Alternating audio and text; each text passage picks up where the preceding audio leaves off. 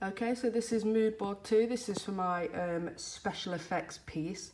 So I was inspired by the TV show Power, and what I wanted to do for this look was to have a look that was suitable for a poster for a new TV programme that followed the similar sort of lines of Power. So what I wanted to do was create an image that could be sort of ambiguous, so you didn't know what was happening. All you saw was a guy with a load of cuts and bruises and a gun pointed at his head, and that could be the image. So it was an image that you weren't sure what had happened, but it would draw you in.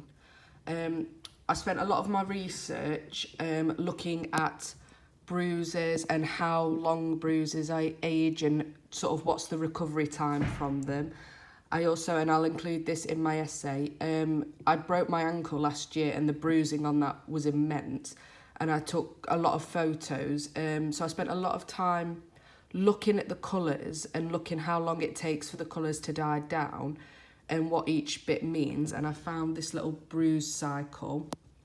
So I wanted to create a piece where the victim had been sort of kidnapped and he'd been taken for roughly a week, so that then there was more dark bruises for the impact, so he was being constantly beaten, but then you could see yellowing where the bruises were starting to heal.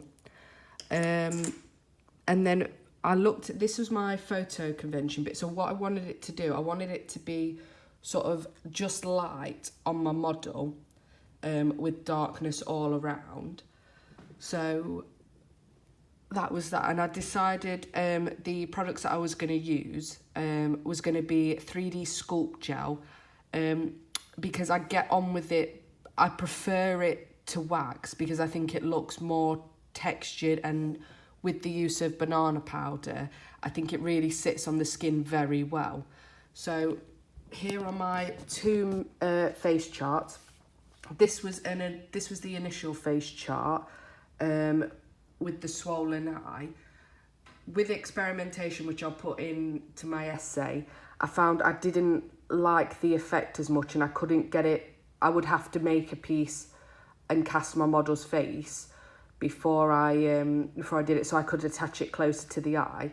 So then I scrapped that idea and went for just standard cuts and bruising. So using like all my different bloods and my fresh scab. This is my step-by-step guide and a product list as well. And then on top of it is a little explanation. These are my final images. And then I've got my model release form as well.